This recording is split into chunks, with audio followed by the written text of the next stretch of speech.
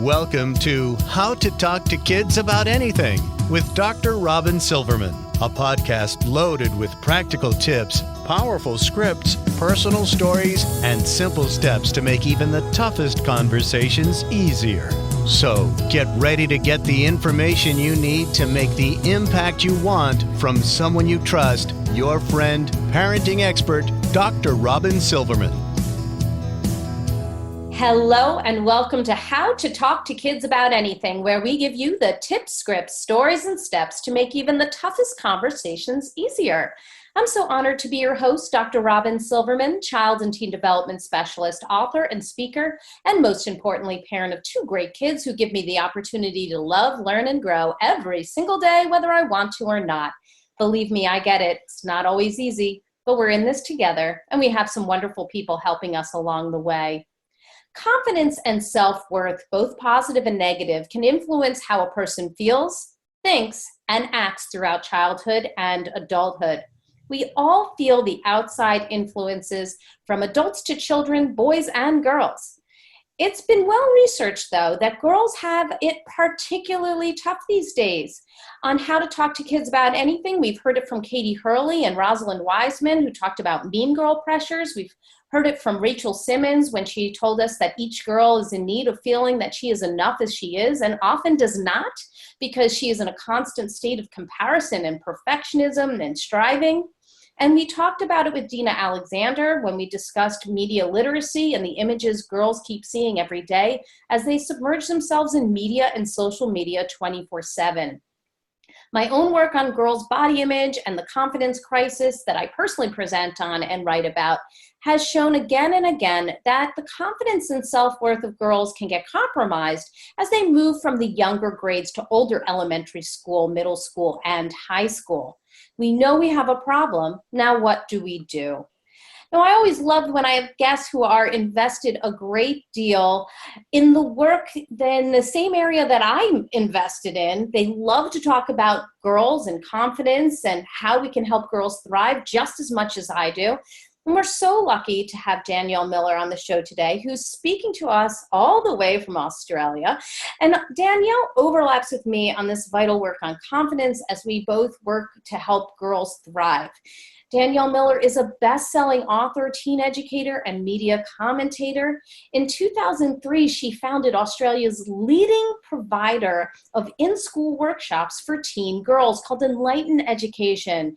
More recently, she launched a program for boys called Goodfellas. She has written for several online and print publications and has a bi-weekly column in Australia's most read newspaper, the Daily Telegraph. She has written 5 books for parents and teen girls, including a best-selling title on raising happy, confident teen girls called The Butterfly Effect. Dannielle is a popular speaker at youth and education conferences and forums internationally. So welcome, Dannielle, to How to Talk to Kids About Anything. Oh, thank you, Robyn. It's such a pleasure to be here.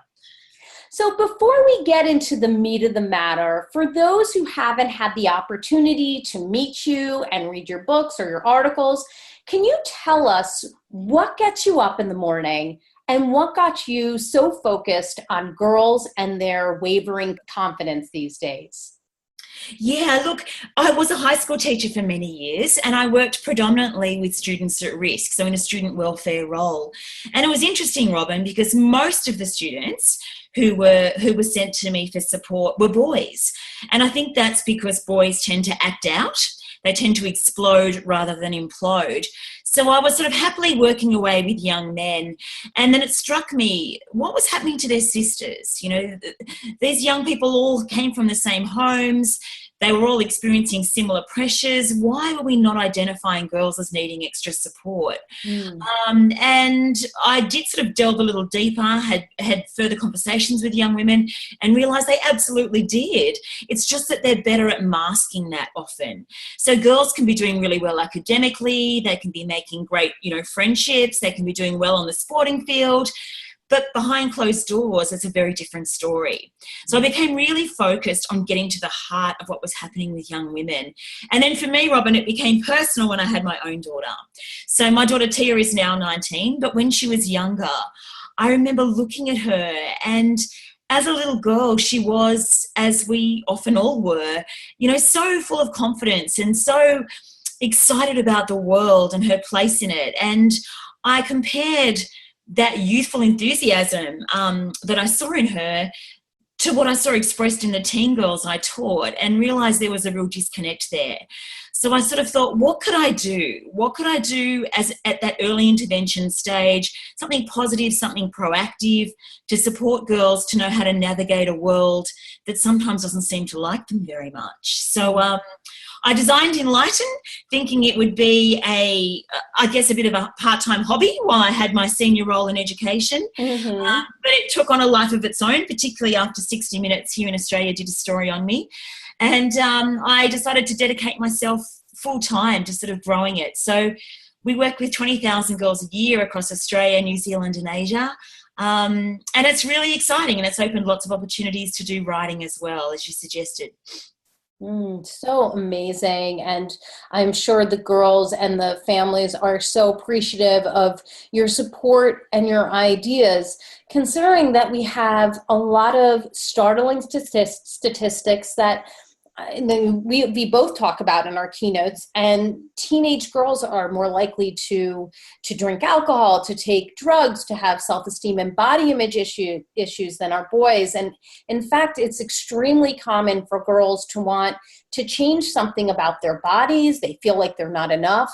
So yes, girls face a number of very tough real world issues. And we're not talking about made up drama or PMS, that kind of thing. What we're talking about is something very real. And I want to know from you what you see as the most troubling issues that girls face today, and why do you think that this is happening right now? Yeah, great question. Look, for me, I am mostly concerned about the inner dialogue of our daughters. So when I ask girls, I do this little activity with girls, Robyn, and I'll give you an insight into it because I find it really powerful. Oh, I love activities. Okay, good. Well, if I've done my job well, by the end of the day, there's a lot of love and the laughter in the room. And that's deliberate because we know that if we can capture that heart, the mind will follow. And one of the ways in which you can connect to young people is using humour and sharing personal stories. So there is this deep connection, and we've created this really safe space. And when we're in that moment, I say to girls, hands up those of you who have seen the film Mean Girls. And of course, they all have. It's a cult film. And then I remind them of a key moment in that film. It happens right near the end. You and your listeners will remember that the popular girls at the high school, who proudly call themselves the Plastics, have been keeping a diary, the burn book. And in that, they've been writing lists of all the things they don't like about the other girls at their school. Who's in, who's out, who's hot, who's not. Playing that compare and despair game that I'd argue our culture encourages girls to play from a very young age. And the very nice maths teacher calls order. She gets the girls, after they've all been fighting about what's been revealed in that book, to the school hall. And she says, girls, close your eyes. And they do. And she says, hands up those of you who have teased other girls, gossiped about other girls. And she goes through this list of girl crimes. And of course, one by one, they all put their hands up. They've all done this. So I remind girls of that moment. And they all nod, Robyn, oh, yes, that was terrible, Danny, such terrible girl behaviour. And I sort of say to them, yeah, look, close your eyes. And they sort of all flinch at first, thinking, oh, gosh, she's going to ask if we're mean to each other. And we don't want her to ask us that because she's really lovely and, we have been and we don't want it. And look, I say to them, I'm not going to ask you that question because really what would be the point? I'm sure they have engaged in that behaviour at some stage. And in Robyn, who hasn't? I mean, right. I will admit that as a teen girl, I was very critical at times of other girls, particularly my sister, actually. We were very close. There was only 12 months apart. But if we fought, we would go to war. And I knew exactly what dark girl words to call on to really inflict a wound on her. And if I can just pause that story about that activity for a second, it's interesting to unpack those words, Robyn, because if you think about it, I think there's three categories of words girls and women tend to use with each other in order to hurt each other. And they're very revealing about the female psyche and about where our confidence vulnerabilities lie. So category one is fat. If you want to insult a girl or a woman, you'll call her fat dog, fat cow, fat mole, some sort of fat slur. Category 2, something about her sexuality, slut or skank or, and category 3, and in fact the ultimate word weapon in girl world, she loves herself. She's so up herself. She thinks she's better than everyone. Now, isn't that interesting that the ultimate girl crime is to have good self-esteem? She thinks she's all that. Yeah, right. I mean, heaven help that girl if she has a strong sense of self. So I understand these word weapons, but I say to girls, and I'm not going to ask you that because what would be the point? I'm sure you've engaged in this. I actually want to get an insight into the words you use with yourself. So I ask girls to close their eyes, and then I say to them, hands up those of you who have told yourself you're not a beautiful girl. You're not thin enough, not pretty enough, not hot enough, that in some ways you just don't measure up to the other girls around you. And Robyn, every school I've been in, every girl will put her hand up. Right. And I'm getting teary telling you that, which might sound strange, seeing I've seen this happen so many times. Right. But I always think the day I don't get teary about that is the day I should stop this work. Right. Because it matters. I look at their little faces, Robyn, and to me they are so beautiful. I mean, not just physically, but they radiate this amazing girl potential. And, how can they change the world if they're so focused on wanting to change themselves? So I say to them then, girls, keep your hands up if your hand is up and open your eyes. And they look around the room. And do you know what they do when they realise every girl in their grade has their hand up? They giggle. Yeah, of course. Which is often girl code for I feel really nervous. But also I think it is a demonstration of a sense of relief they feel. Absolutely. Because not only do they think they're not pretty enough, not thin enough, not hot enough, they think they're the only ones experiencing this self-doubt.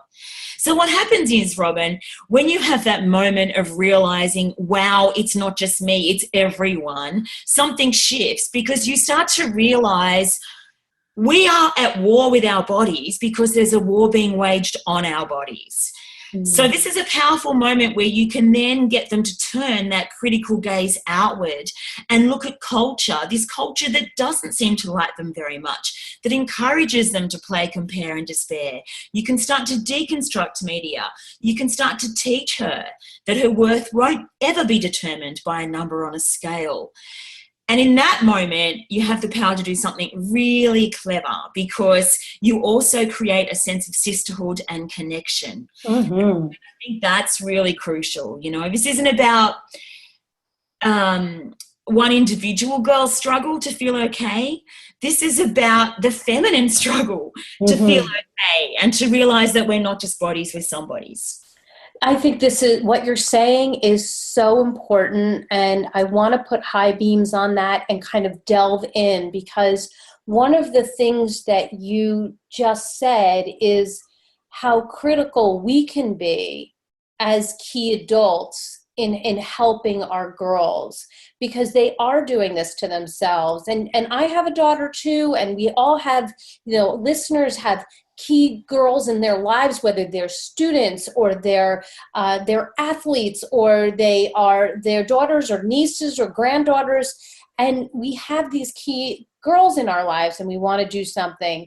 I know that there's experts out there that, you and I have read about that have said, that girls are going to go through an unfailingly difficult time during these teen years. It's troublesome. It's tumultuous. You're gonna plod through it. It's going to be difficult no matter what you do. And you and I tend to look at this a little bit differently because we are both very focused on the strengths of girls, not just, let's look at, the deficit and what we can fill in.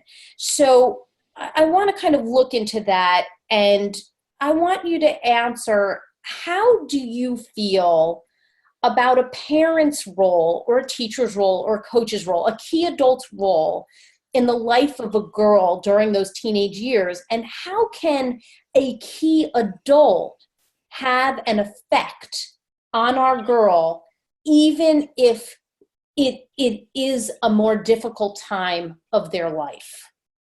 Okay, so here's the key to that.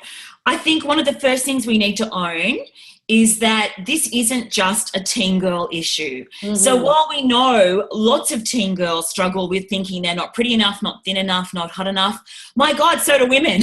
Right. I mean, we grow up, right? We grow up, yes. We don't grow out of it. Exactly. Yeah, and in fact, add to the mix, as we age, we feel even more vulnerable. We feel even more... Right. Invisible. One of my friends just mentioned that to me today. She's like, I have not been feeling very pretty lately. And I look at her and I think she's just absolutely beautiful. But it's so interesting that even as an adult, and even with the knowledge that media does this to us, or we've received these messages over time from different people in our lives, even as very bright women and accomplished women, we still feel this way. So you're absolutely right on. Yeah, and so I think that there's actually an opportunity in that. So I am nothing if not an optimist, Robyn. There's an opportunity in that. So if we know that as women we struggle with this too, we could think that guiding our daughter to navigate the media and to emerge knowing her full worth would be really tricky because we don't really know that about ourselves. But I see that as an opportunity, because how exciting. Because as women, we will do anything for our kids, right? Mm-hmm.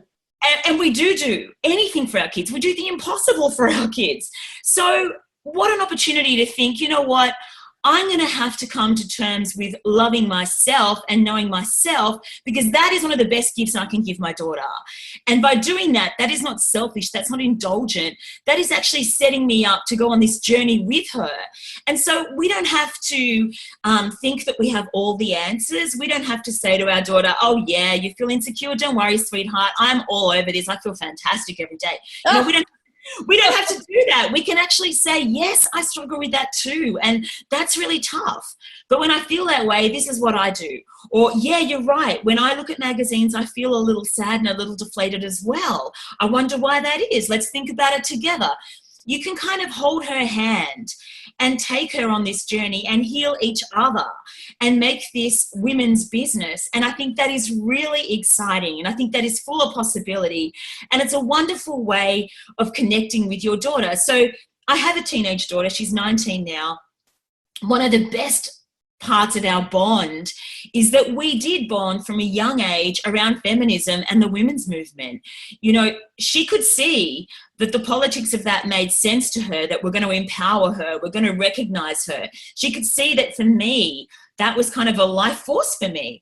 And so bonding on that together has meant we've had this incredible commonality. And you do hear a lot about this ridiculous, I think it's ridiculous, notion that teen girls and mothers in particular are going to be distanced during those 10 years. That it's almost a given that it's going to be awful. And when I wrote my first book, The Butterfly Effect, which is a guide to raising happy, confident girls, it's kind of all about strengthening that bond. And so many people in the media, when they'd introduce me to talk about that book, would say things like, oh, well, it's destined to be an awful time. And right. I think this is like this preconceived notion we have. We set this up to be a really tricky time. We kind of pit, isn't this really sad? We pit mothers and daughters against each other during this time.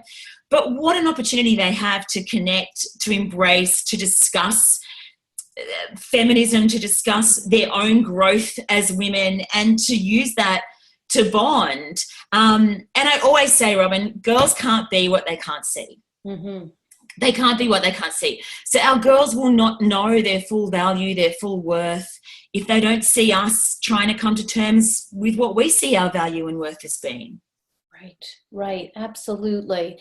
It's such an important aspect of being a parent, and especially being a female parent or a female figure in a girl's life, to show them what they can be and how they can challenge those norms. We know that body image is certainly a great problem in girls. The statistics tell us that 70% of girls are on a diet at any given time, and 95% of girls want to change something about their bodies. 8% are going to go on some kind of extreme diet. And you talk about providing our daughters with these alternative voices and views from these, from parents, from key adults. So when a girl says to a parent or to a key adult, a lot of people are going on diets, or I'm thinking about going on a diet, or I'm feeling like I'm fat or not good enough, what is your advice so that parents or key adults can say something to a girl so that she knows she doesn't need to be altered or fixed, and that we need to look outward at the culture and see what needs to be fixed, as you're saying about feminism? Yeah. Well, firstly, I'd say, the statistics around the number of girls that are on diets, I think would be very similar for adult women. I know very few women who aren't on a diet at some point in their lives and aren't caught up in that cycle. So the first thing we need to do is ditch the dieting. I mean, it doesn't work. If it worked, we wouldn't need to go on diets all the time, right? Right. And so if your daughter isn't seeing you engage in dieting, she's less likely to be drawn into that. But that doesn't mean that you can't eat well, be healthy, feed and nourish your body well. And again, that's really great role modeling. Go for a walk as a family, eat really good food as a family. Don't make any food forbidden, though. I mean, we don't want to be excluding food types. We know that dieting is the leading trigger for eating disorders in adolescent girls. Sure. They're really complex mental illnesses, but we know that dieting is the key trigger.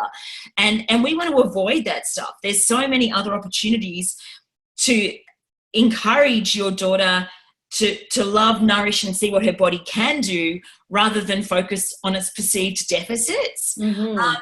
And I think too, part of this, look, my attitude to dieting is kind of complex, Robyn. I think also we sometimes need to look at what is it that we really think we're going to achieve by that diet. So if you look at the messages around dieting, often it will depict a woman at the end looking really quite loved. Maybe it will be her wedding day, or maybe she'll finally find the boyfriend. So what we really want is probably love. Really, we want to feel loved. We want to feel seen. We want to feel valued. Sometimes we need to actually feed ourselves more, not less. And when I say feed yourself, I mean feed yourself with love, with compassion, with connection, in order to get rid of that hunger. I mean, I think, Robyn, some of us feel that we will be loved if we are hungry. Wow. Yes. Sure. And that is such a strange, limiting, destructive notion. And some of us also feel that we will be loved through having more. We overeat because it makes us feel valued. We associate it with treating ourselves.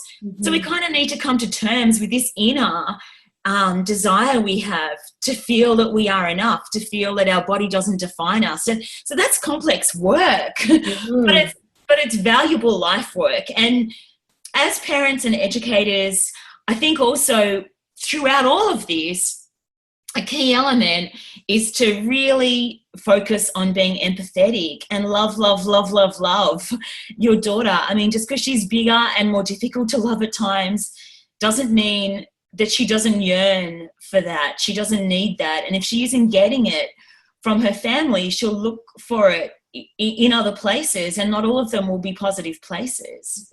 This is a very good point. And, when girls are feeling on the outskirts, or they're feeling like they're not good enough, they're not feeling valued, then yes, they're going to try to fill in that void through possibly destructive services. And certainly, of course, that doesn't work or end well. So I appreciate what you're saying about that. What would be, aside from having, that sort of frank conversation about your own insecurities and what you've been through, as far as confidence, sort of generally speaking, what are some really great key tips that can help our parents, our teachers, our coaches inspire girls to be happy and confident during those teen years, aside from getting rid of the dieting and the constant look at media 24/7. Yeah. Look, I think true confidence comes from competence. Mm-hmm. When you know that you're good at something and you have ability in something, that gives you a stronger sense of confidence. Agreed. So it's also about tapping into what she's good at, what she has ability in. If it's not academic, perhaps it's creative, perhaps it's on the sporting field, maybe it's being in a leadership role. So it's about finding what her gifts are and nurturing those, which will give her a sense of confidence. See, I think the word confidence is sometimes used in a way that's almost meaningless now. Yeah, it's like you should have confidence. It's like you can almost wish yourself into like having a strong sense of self, or almost like, if you write down, I love myself the way I am, and you stick that somewhere, that'll be enough. That isn't going to be enough. True confidence comes from being good at something and understanding and backing your own capacity. And so you need to have an opportunity to flex that capacity. And that's hard, I think, because we also live in a culture that isn't very forgiving of mistakes. We have a lot of doom and gloomers, particularly around our daughters. Even some of the parenting experts I listen to, Robyn, they make me sad because they catastrophize. They convince us that if our daughters might make one mistake, that they're doomed. Oh, goodness. If they do this, you hear this online a lot, don't you? That if she does this, then her whole reputation will be ruined. Or if this happens, then her life will be ruined. She'll never be able to get a job. None of that is true. Right. We can all come back from any mistake we make. We absolutely can, and we do all the time.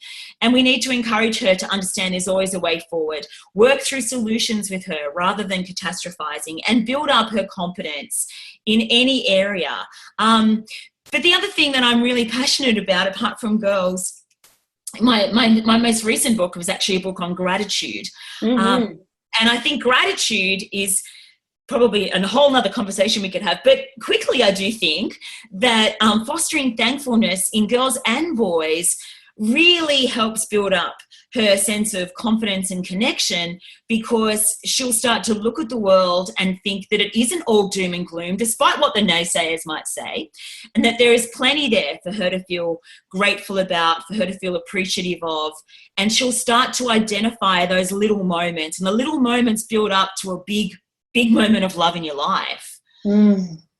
So I think you're right, and I certainly think we should have a conversation about gratitude on one of these podcasts. It's one of my favorite topics as well. I think when we are able to be thankful for what we have, that we look at ways to be grateful for our own gifts, as well as the gifts of others, we certainly have a different view in life. I know that when I am presenting to girls, one of the things that they really latch on to when I talk about strengths, because I'm very big on identifying those strengths, because I think so often we look at faults, and I think that's the wrong way of looking at things. When we're looking at strengths, that we can capture our own strengths, and also as a team of girls, as a class of girls, as a community of women, we can highlight the strengths of others as well. Because when girls start to hear that other girls appreciate, not comparing, but appreciate them for what they bring to the table, there can be a very wonderful thing that can happen. A mother came to me the night of one of my presentations. She said her daughter had come to her and said, "Oh, you have to come tonight," because I had spoken to them that afternoon. And she said, my daughter came to me and said this thing happened that had never happened before, that you had asked them to identify their strengths, but then you asked them to turn to somebody else in the audience and recognize one of their strengths. And she said, no, it's never happened before for her. That it had never happened that another girl had come to her and recognized her for her strengths, not because she was like trying to bash her own self, but because she wanted to let this other girl know and elevate her just to say something that she appreciated.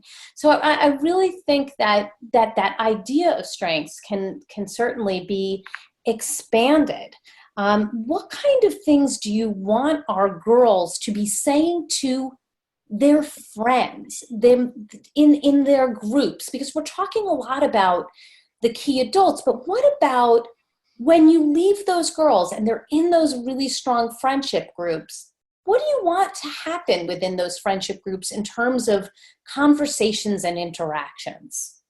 Look, I'm going to say something that might be considered a little radical here, but I think one of the mistakes we've made, particularly around our conversations with girls, is pushing the fact that we expect them all to be best friends, and that if they don't get along or they disagree, that they're mean girls, that they're bullies, that girls gossip. We're so condemning on the dynamics of teen girl friendships, much more so than we are on the dynamics of male friendships. So, and I always find this actually interesting too, Robyn. Often teachers will say to me when they book our programming for the girls, the boys are fine because when they have a fight, they just kind of punch each other up and then they're friends again afterwards. And they tell me this like it's a good thing. I'm supposed to be relieved that the boys resort to physical violence and then get over it. And I think, no, first of all, that's really not okay that the boys are doing that. But secondly, the fact that the girls don't resort to physical violence but have this, ongoing, perhaps passive-aggressive or outwardly aggressive dialogue, we need to address that. But why are we assuming that one is okay and the other is not? Why are we so... And I think it's because we have this vision still that girls should be sugar and spice and everything nice, that they should be the peacemakers. And so when they defy that for whatever reason, we're very condemning and we're very confronted. So in my work with girls, I say to them, you don't have to be friends with everybody. I mean, that's kind of crazy thing to suggest. In our workplaces, we're not best friends with everybody we work with. There will be some people we work with and interact with as adults that we don't really like. However, we can be friendly. And that's what we do as adults if we're mature in the workplace or in other environments. We might necessarily be friends, but we'll be friendly. And when you say to girls, I recognize that your feelings are valid, that you don't have to like everybody, but could you be friendly? Because if you were, this is what that would look like. This is what that would feel like for everyone. Is that okay? They're really open to that. And it's an important thing too, Robyn, because I think when we say to girls, you have to be friends with everybody, what we're saying is your inner intuition about people and people that you think perhaps are toxic or that you think make you feel bad, you're not allowed to respect that. You have to silence that voice and you have to just give to everybody regardless of how you feel about them. That is a dangerous message to set girls up for as they move into their more romantic relationships older in life. So, giving girls permission to say, you don't have to all be friends. That's totally fine if you don't like that person, but could you be friendly? Could you recognize they're human? Could you just treat them with that kind of dignity, that kind of respect? You mentioned, feedback you get. And I had an email from a girl just yesterday that is so relevant. I'm going to read it to you. It's really brief, but I think it's incredibly powerful. She said, Danny, I'm 13 going on 14, and I've been having a really hard time through school and life, always being put down. When I was in year 6 and one of the girls told me that I was so ugly and not even a plastic surgeon could make me thinner or prettier. Ever since then, I've woken up and gone to bed telling myself that I'm such an ugly girl and that I am useless. But I started to change the way I thought about myself after I found your website. I went to your workshop today, and meeting you in person and listening to what you had to say changed everything for me. I got told the other day at school for the billionth time that I was ugly and fat. And you know what, Danny? I had just had enough. I went up to the girl and I said, please stop that, because I shouldn't get treated like that. I'm a person too. And she has now stopped. And the other girls are looking up to me for setting some boundaries. And this is because of what you told them about us all being human and deserving respect. You've helped me in my grades so much. And after I met you, I was crying because I knew I had just met the person who changed my life. Thank you so much. So beautiful. But you know what? But this is the thing. This is why I also love working with whole year groups of girls, not just individual girls, because you're changing culture, right? Yes, yes. It was amazing that she stood up for herself for the first time, that she felt empowered to do that. But what was even more amazing to me listening to that email was that the girls around her kind of looked at that and went, yeah, fair call. Yeah. you know? And she felt that. Yeah. An amazing thing that she not only stood up, but that she saw the effect that it had on other people, and then that sort of feedback loop that came back to her again, right? That affirming feel that, yes, you just did exactly what you should have done in that situation. Yeah. And so I think when it comes to teen girl friendships, let's recognize that there are definitely some challenges, as there are in all emerging relationships, male and female, old and young. I mean, a goodness sake, again, girls can't be what they see. So many women engage in toxic relationships and friendships. And they're celebrated on TV, aren't they? My goodness. They sure are. Aren't they entertaining? I mean, that's the whole idea, right? So I'm not surprised that there are challenges. I do get surprised somewhat at how condemning we are of that and how we hone in on that. And I do get surprised and dismayed at the rhetoric that we try and use to heal it, which doesn't allow girls to have permission to still feel what they feel, which is that I find this person challenging and difficult. But if you can move past that and say, I find this person challenging and difficult, but I recognize they're human and I can be kind still, I can still smile at them, I don't need to demonstrate my rage in this outward way, then I think that's kind of critical. Oh, wow. Thank you for reading that amazing email. You really are doing just incredible work. And it's so important that these girls feel that they are human, but that they can actually stand up and declare it and own their worth. I bet you that girl feels just an incredible amount, such a surge of self-worth now that she was able to say it with her own words and hear it with her own ears, that she should be treated with respect. I know Rosalind Wiseman often talks about dignity and needing to be treated with dignity, especially after all her Mean Girls work and the work that she continues to do. And it's just so important that our girls carry on that conversation. So I appreciate what you're saying there. I'm wondering, because we've talked a lot about girls and women and our relationships. I actually had quite a strong relationship with my mother, but I also had a very strong relationship with my father. And that got very strong during my teenage years. And I'm wondering, for fathers and key male adults, I often hear, and I'm wondering if you hear this too, but I often hear from men, well, this is really her mother's domain, or this is a woman's domain to talk to their girls about, body image and self-esteem and the things that they're going through. And of course, women play a key role here. But we have a wonderful audience of dads and male coaches and teachers for this show. So I'm wondering what you would say to them in particular about their role in helping girls thrive and become confident. Their role is huge, Robyn. In fact, we know through looking at the research that the way a girl sees her father treat her and the women around him will help shape her version of how men should treat her later in life. He's her first experience of the male gaze, if you like. And one of the best examples of how this can be so powerful came from the comedian Dawn French. Do you know Dawn French in America? I don't know that I do know that name, but I will look her up. Yeah, she's an English comedian, the other half of French and Saunders, and she was the Vicar of Dibley. But anyway, regardless, she is a larger sized woman, but I've always found her really charismatic and beautiful looking. She's got this vibrant energy and bubbliness about her. Mm-hmm. And in Australia, she was here some years ago, and she was speaking to one of our key journalists at the time, Andrew Denton, and he was interviewing her, and he's usually, so switched on. And at one point, he looked a little flustered, and he paused the interview and he said, "Dawn, please don't take this the wrong way. I'm a happily married man, but I have to say I highly covet you." And And she sort of laughed and said, of course you do, Andrew, I'm gorgeous. And then they spoke about how is it that as a larger sized older woman in entertainment, she has this amazing sense of self and this incredible self-confidence.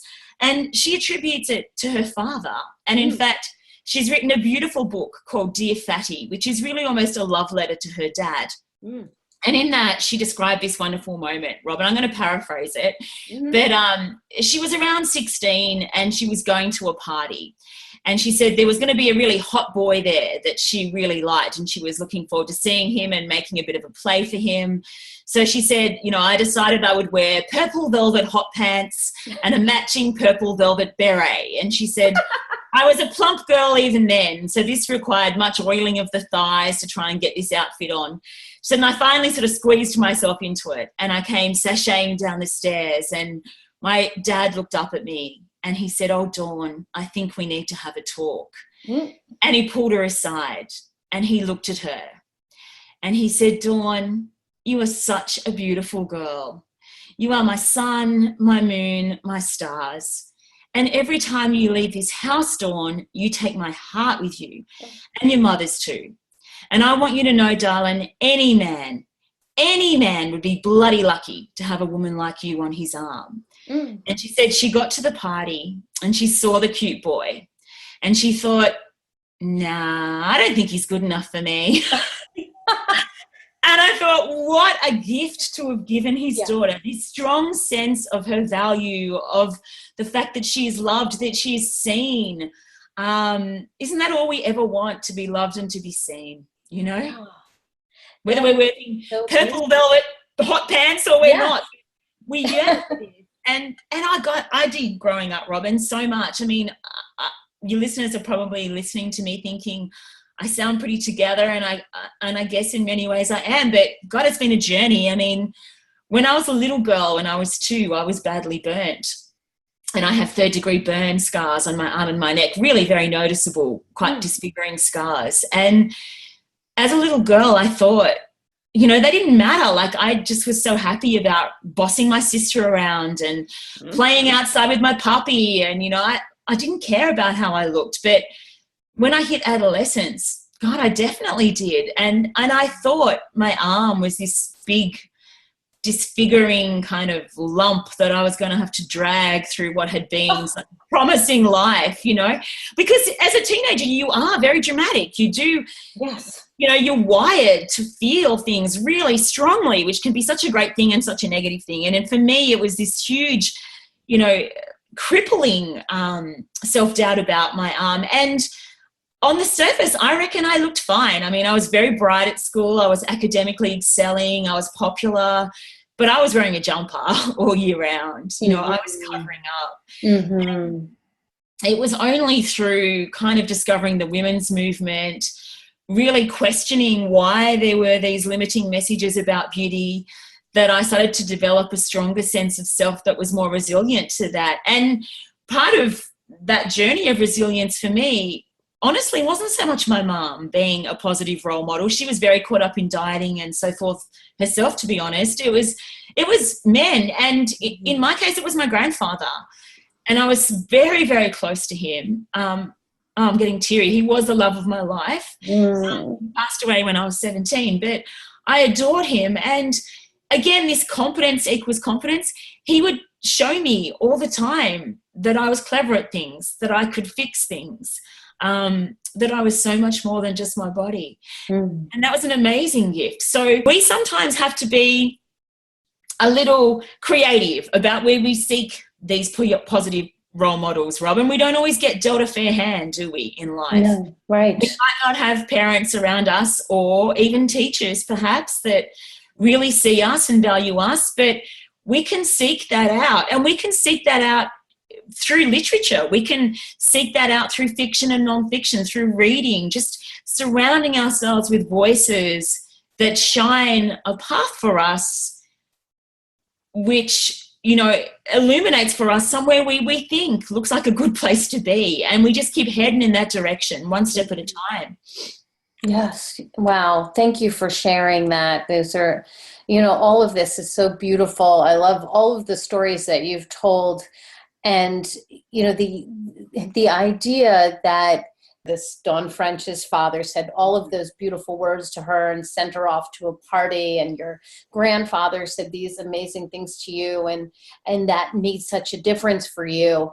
It really hits me. And I'm wondering about the opportunity to have a really good, whether it's a conversation or it's just something you want to say to a girl. If you have an opportunity, and we have many opportunities to say something to the girls in our lives. And this podcast is all about, really having the tough conversations, not skirting around them, this saying it outright and not leaving it to chance that this girl does not know her worth. So what would you say all parents, teachers, coaches should say to our girls so that they absolutely know that they are worthwhile, that they have a lot to offer, and that it's not empty words, that they truly believe in these girls? What is it that we should be saying? We should be telling them that they're enough. I mean, they're more than enough. And this is going to sound perhaps a little old-fashioned, but I just think we need to love them. Mm-hmm. I get emotional about that because I think we live in a culture that doesn't love girls very much and doesn't love women very much. And it seems strange to think that maybe we can fix this through love, but I believe we can. And I believe that I do. I mean, when I go into schools to work with girls, when I first started Robyn, my secret agenda was to just love them really hard so they could have that experience and then love themselves that hard as well. But you can't really say to a school principal when he's booking you, I just want to come in and love you girls, because it sounds really perhaps inappropriate almost. So, you can frame it other ways. You can be clever and talk about implementing strategies of positive psychology and connectedness. But at the end of the day, it is love that we all seek more of, particularly our girls. And in my first book, I asked teenage girls, what is it that you want more of? And they didn't mention, clothing or mobile phones or stuff. They all mentioned love. They may not have used the word love. Some of them said affection or attention, but it was fundamentally love. And I said to girls, well, surely you know that you are loved. Surely you know that your parents love you. And they said things to me like, well, sometimes I'm not very easy to love. Sometimes I can be really tricky. I can be challenging. And being the sort of person that I am that likes to focus on what works, not what's broken, I said, okay, well, let's not, delve too much into why you're hard to love, but just tell me about when you did feel loved and how that manifested itself for you. And their answers, Robyn, were so beautiful. We look at our teenage girls and they seem so grown up and worldly, but often what makes their hearts sing is so simple still. One girl said to me, I love it when it's raining and I get on the school bus and I know that my mum will be waiting for me and she'll have my pajamas ready for me to get changed into. And sometimes she'll sit on the lounge with me and we'll watch TV and she might make me pancakes and I don't even have to do my homework first. She said, so I just sit on the bus and I pray for rain. Oh. I had another girl say to me, I love it when we go shopping with my mum and dad. And I thought, yeah, you do, don't you? And she said, because when we go shopping, at some point we will sit and we'll talk and they'll have a coffee and I'll have a milkshake. And it always feels easy to talk to them then.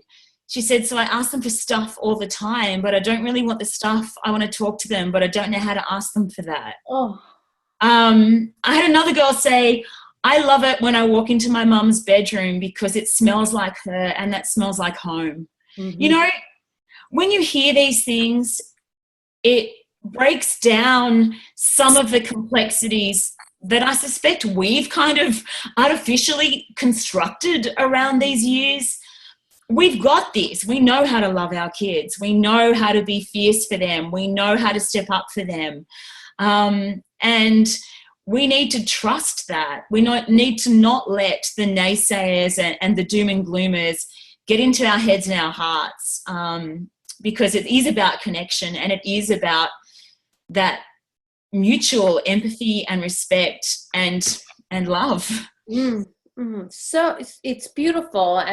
It's making me think of all different things as you're talking. I loved having lunch with my dad, doing lunch. That was always a big thing for us. And, we both get iced coffee, and he would get blintzes with extra sour cream, and, and I would have a salad, and, we just talk about everything. And it was so important. And my mom and I, yes, we would absolutely, go to lunch and go shopping. And it was all about those moments of connection.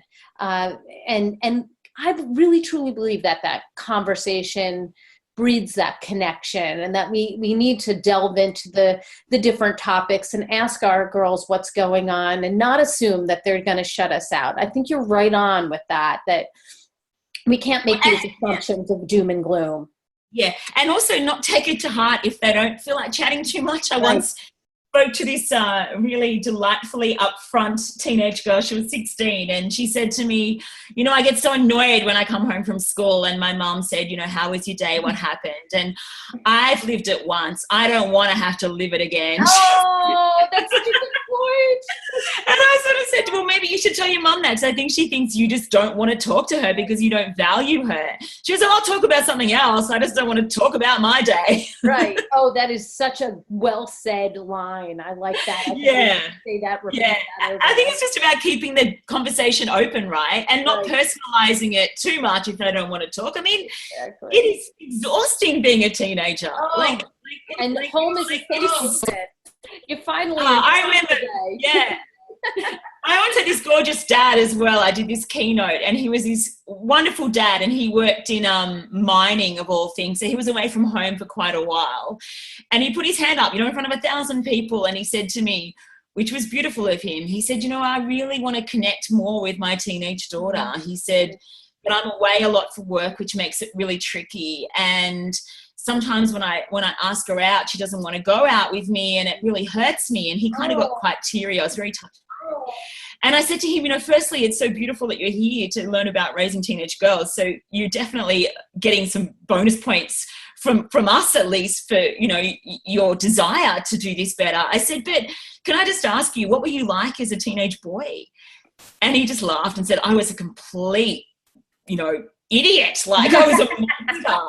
I'm like, and yet here you are, this lovely, engaged dad. So I reckon she'll be okay. I think she'll come out the other end. See, we shouldn't read so much into what is often part of that adolescent cycle of rebellion and impulsivity and exhaustion. And I mean, they were good little humans. They will be good little humans again. That's a good point. Yes. So at this point, I would love to hear your very top tip, the top tip that you would say every parent or key adult should utilize in order to help our girls feel and embrace more confidence. Look, it's probably one that you've heard from other guests, I guess, because it is a top tip, but that is to encourage her to critique culture, not just herself and her peers. So once our young people are empowered to decode the mixed messages they receive, these have a lot less sting. They have a lot less power over her. So encourage her to do that. And it's a great thing, Robyn. I think once you see how manipulative messages are, once you see how negative they are, once you see how limiting they are, you can't unsee it. Mm-hmm. And it sets you up to move through the world with a stronger solid sense of self. So you're less likely to kind of drift in and out of that negativity. And that's really powerful. To have a strong, grounded sense of self, you need to learn those critical thinking skills.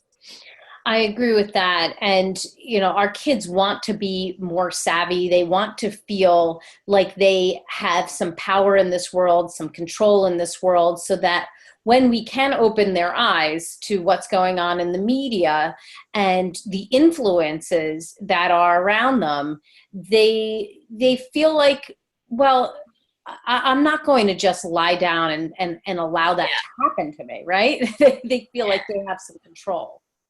Yeah, and I think teenagers are naturally really gifted at critiquing things. So get them to turn that critical gaze outward rather than inward. They're a powerful force.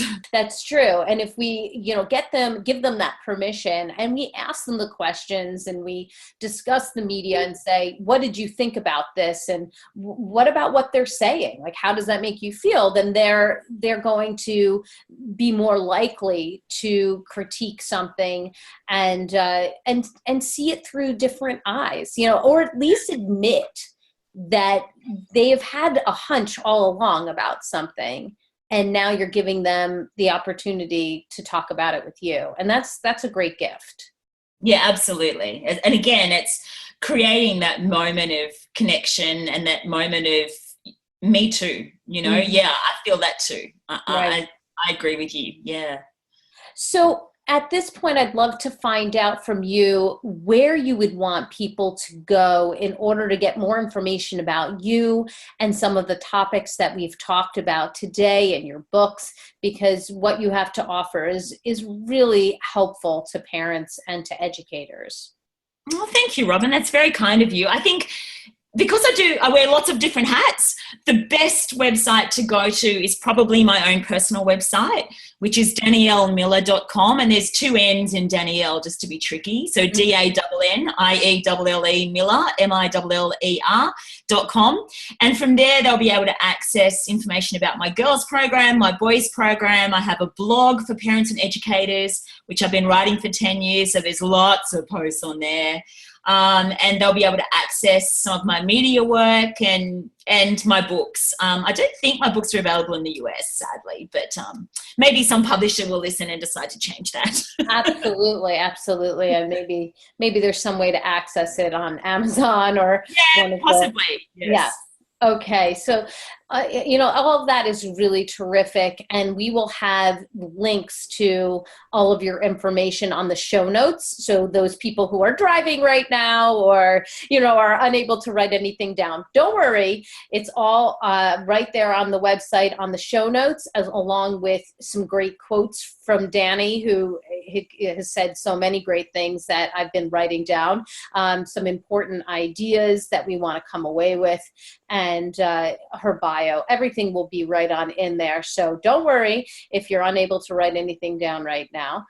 Danny, I just want to say thank you for your insights and your strategies. I love what you're saying about making sure that you turn your gaze in different directions so that you understand yourself better, that you have the key adults in the lives of these girls, talk to them about these critical issues and admit that they're not infallible, that they have the same concerns, and that they're available to talk about these very pressing issues. They've been there and they still are there in many cases.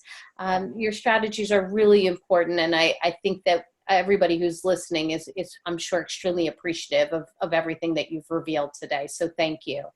Oh, thank you, Dr. Robyn. It's amazing. I think opportunities like this for honest, open discussions about parenting are just so valuable because, it takes a village, but I think it takes a village particularly in the teenage years. And ironically, there's lots of parenting workshops and books around babies, and then we feel like we're meant to know what we're doing by now, but we don't tend to invest as much in how we can navigate this next critical stage, and it is a whole new ball game, and we need to have more of these honest, open discussions and work on how we can raise incredible teenagers, because I tell you, I love them. They're so funny and real and authentic and powerful, and they're going to change the world. So I think it's an incredible opportunity for us as adults who love and nurture them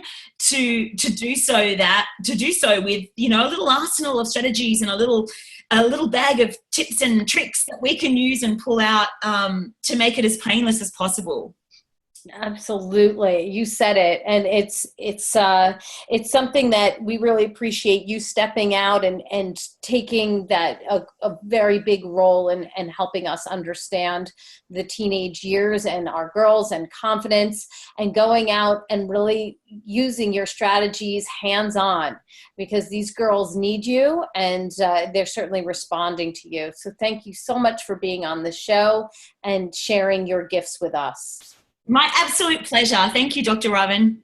Well, I've got my takeaways, and sweet friends, I know you have yours. Let's discuss them. Come up on Facebook. Let's go to the Dr. Robyn Silverman page. Let's chat about it at drrobynsilverman.com or twitter.com/Dr. Robyn. I'm going to be tweeting with Danny, and we will be doing Facebook together, and you can get in on all of those discussions. I'm also going to be on the How to Talk to Kids About Anything Facebook page, which I just started, so you can get in on that.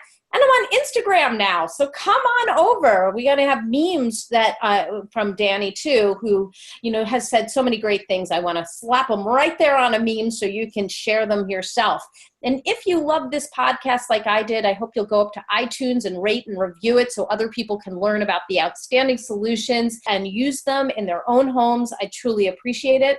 That's all the time we have for today. My fellow parents, leaders, and educators, thank you so much for tuning in to How to Talk to Kids About Anything. For more information on books, articles, speaking engagements, or curriculum, I hope you'll visit drrobynsilverman.com. So many great podcasts up there. The show notes are up there as well.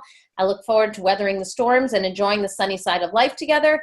And please remember, even on the days when you fall short, you've got this. You're here. You're getting the information you need. I know it's not always easy, but never forget there's always tomorrow. Parenting is the ultimate do-over. I see you. I'm right there with you. And as there are moments when we doubt our know-how, our choices, and our sweet sanity, please know you are 10 times the parent you think you are. Until next time, this is Dr. Robyn Silverman with How to Talk to Kids About Anything. Please tune in again and keep connecting through conversation. See you next week. You've been listening to How to Talk to Kids About Anything with Dr. Robyn Silverman. For more information on books, articles, speaking engagements, or curriculum, please visit drrobynsilverman.com.